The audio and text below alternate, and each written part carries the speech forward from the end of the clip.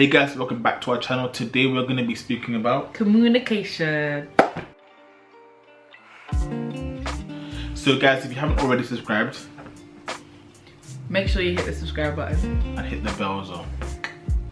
If you wink one more time. So I think point number one would be the fact that men and women are different. And I know it sounds so basic, but I think truly understanding that is so key, because men and women communicate so differently. I think that especially when you're in a relationship, the worst thing that you can do is assume how the opposite sex should communicate, if that makes sense. For example, like a lot of times in our relationship, I would think, okay, Ezugo, you know, you're a man, you should communicate like this or like that. But it's me placing an assumption on what I believe he should be doing. But the fact is that how I process things is not how he processes things, because you assuming something without talking about your assumptions or your expectations ends up being a flawed expectation. So you basically had a hope that, okay, he's going to communicate in a particular way. He doesn't. That only brings in room for strife and for conflict. But then I would say that understanding not only that men and women communicate differently, but your spouse also communicates differently as a man or as a woman. I don't think that you should generalize your significant other, your partner or whatever. I don't think you should generalize them because all men communicate like this. I'm going to now say, okay, cool, Ezugo communicates like this. No, I think you should get to know the person, but understand fundamentally that how they process things are going to be different, because you're just two different people. You know, men process things quite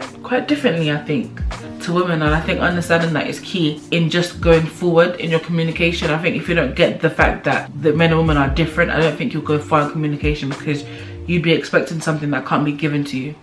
So my point is just to simply listen.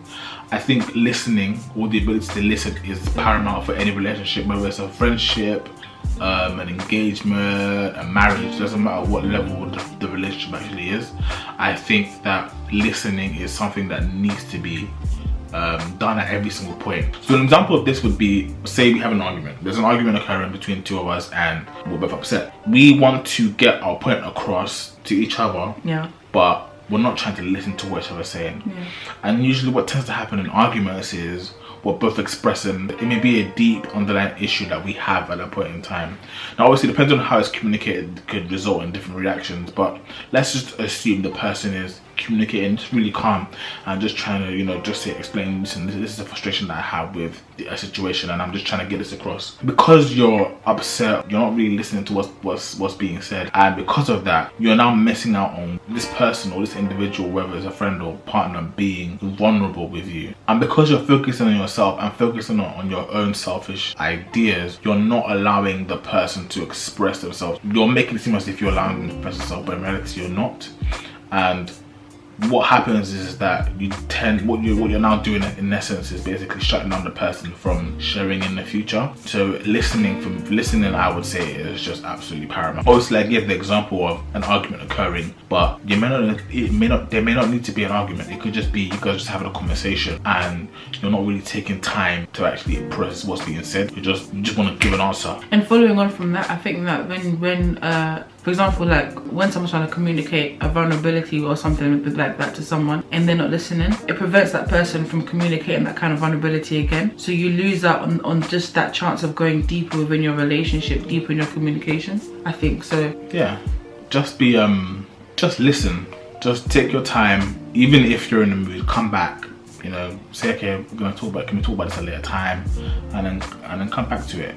Like literally, like I know that's like with some couples or some people, like they have code words, but like when the argument or the discussion's getting too heated and you know that you're not going to be able to communicate effectively, you just pause the conversation there, take some time to like just relax, reevaluate the situation, and then talk about it after when you're both calm. Because obviously when you're both in when you're both in a heated situation, things can be said that are not meant, but because of the intensity of the situation, it's said, and you can't take back what has been said, and that word is going to leave a dent or it's going to sting the other person. So it's important that you know, have code words when you're arguing, have code words when you're in conflict, learn how to pause the situation. I feel like communication takes a lot of maturity. Know when to be mature and knowing, you know what, this conversation is not going anywhere. It's not impacting you positively. It's not impacting me positively. It's only creating negativity. So we're gonna pause this here and come back to it later.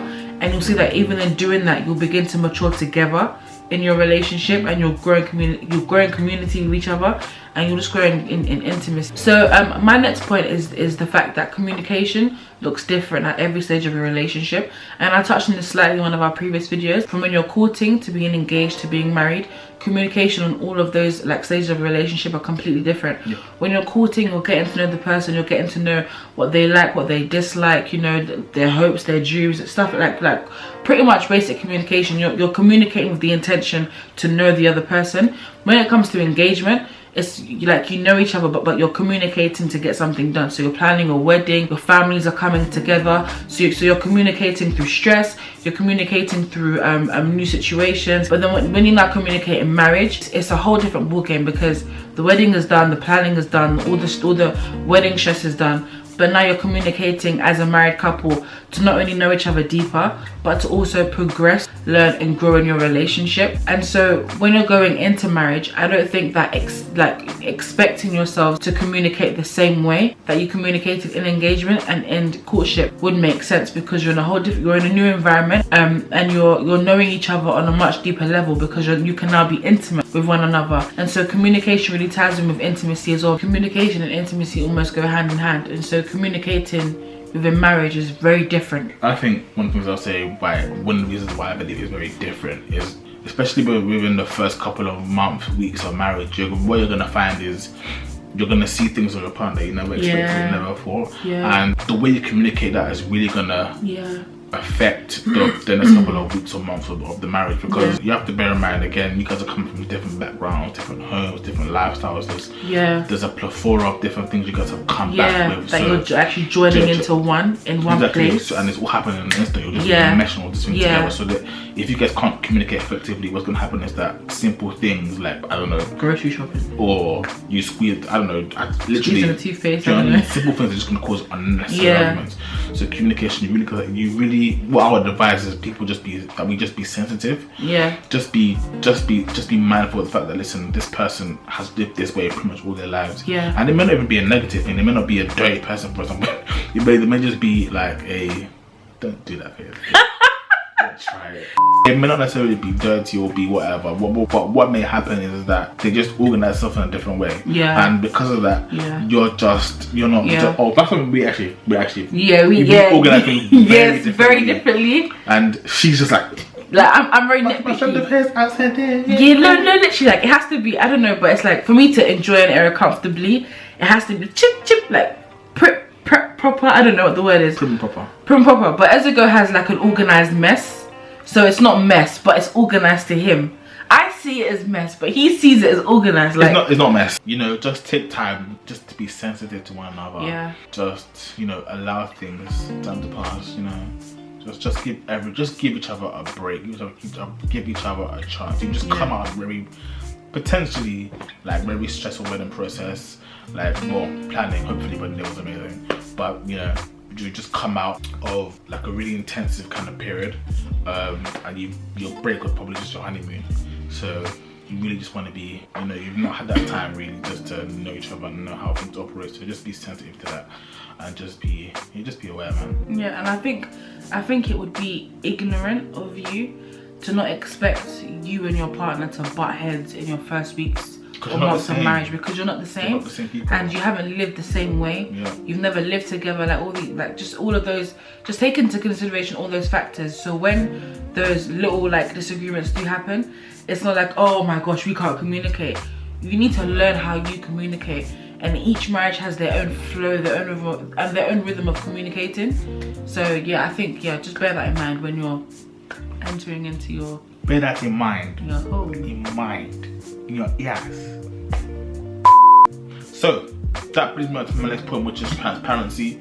And transparency is just something that is just, listen, the thing is that if you're not transparent, it will come out. Like, you can't hide it at this point in time. It's gonna really come out. So the best thing, the only hope you have is to be transparent. It's true, because the thing is that when you want to be transparent about something but you're not, it's actually clear in how you communicate. Because when you think you're not communicating, you are communicating. Whether it's your body language, through your tone, through the way, I don't know, like you might make the bed differently, like there's just those little things. your partner will actually pick up on them because it's not how you usually are. Yep. So just be transparent. But that also adds on to the second point, which is listening. Yep. If you're, so that's the thing, because if your partner hasn't listened to you, you're not going to want to be transparent. But the thing about marriage is that whether you like it or you don't like it, you have to do it. So even though you don't feel comfortable in the fact that, listen, last time I was trying to be transparent, they didn't really, you know, accept me. I don't know. Last time I was trying to be transparent, but they didn't really listen properly. You're gonna just have to be the bigger person for the sake of your marriage, for the sake of you communicating and actually knowing the result of you communicating effectively. You're gonna have to be transparent. Honestly, and I feel like the only reason people are not transparent is because they fear. It's fear, rejection. They fear a level of judgment. Judgment, exactly. And the way to combat that is just literally actively create a safe place. Like, you know, go the extra mile, whether it's in, it could be anything, like just say, okay, I'm gonna take you out, I'm gonna go for a walk, or we're gonna go to a place, and just, you know, say, listen, this is a safe environment, like, I'm not gonna spread around to anyone, like, it's just between me and you, like. It should be between you and you in the first place, so, yeah. Obviously, yeah, but just open up, you know, like, I'm not here to kill you, to judge you, to tear you down. I'm just here to edify you and build you up. And I think the beauty of marriage is that you're always creating safe places. Like, when you do things intentionally for the sake of communication, it just automatically becomes a safe place. So like you said, going out for a walk, maybe eating dinner, or just prefacing with the fact that, listen, I know what you're gonna say is gonna be, you know, quite heartfelt, but preface with assurance. And when you do that, you realize that you've created not only a safe space for that moment, but you've created a safer environment for your whole marriage to flourish, because you're being intentional about communication being safe, if that makes sense, and there's no fear of judgment or of anything like that. So that's what makes marriage so beautiful, because you think that you can't go deeper, and then you go deeper. Do you know what I mean? And so, yeah. I think every marriage or every husband and wife has something that they may not be too sure about. So see it like, listen, I'm not the only one. Do you understand? So they're not perfect, neither are you. They don't have all the answers, neither do you. No human does. So it's like, you just really have to bear that in mind. So don't feel like, oh, he's gonna do this or she's gonna do that. Just be open, because it's only gonna be for your own betterment. Yeah. You just really wanna be. Just be as open as possible, man. Yeah, communication is so key, because when you guys don't communicate, felt in every single way, because it's almost as if there's like this breach, or there's like this wall, and you actually can't push past it. Because if we're not communicating, you know, when we live together, how can you not, you know what I mean? How are we not talking? Like, I could be cooking, doing anything, and we're not talking, and you go on, and all it does is it just builds a wedge between the both of you. For example, with me, if I don't want to communicate with Ezugo, don't touch me, don't talk to me, don't look at me, we're not cool, we're not friends. Do you know what I mean? But when he does stuff like he forcefully hugs me, or he kisses me on my cheek and stuff like that, it causes my heart to just melt into a billion pieces, and we've got to talk now.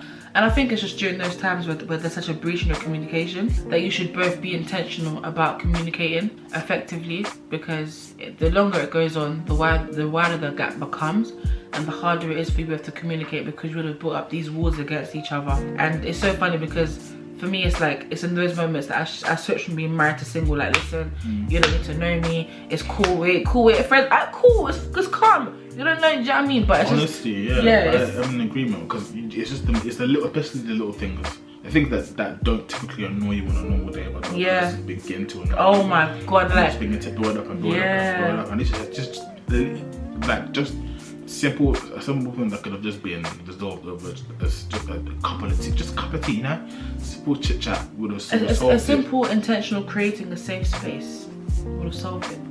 We solved it, honestly, and we're just gonna, but now, we solved it, but now we're all mad. You can't communicate without exploding. Like, one thing just oh my, like, literally, like, oh yeah, you're erupting. So yeah, I've been a victim. And you'll just erupt, like, and you'll go mad, and then after you're just like, why would I go mad? Why was it that deep? And then you'll be doing the I'm so sorry, I love you. So guys, thank you so much for watching this video. We hope that you enjoyed it and you took home a few nuggets of how to communicate effectively. So guys, we'll see you in our next video then.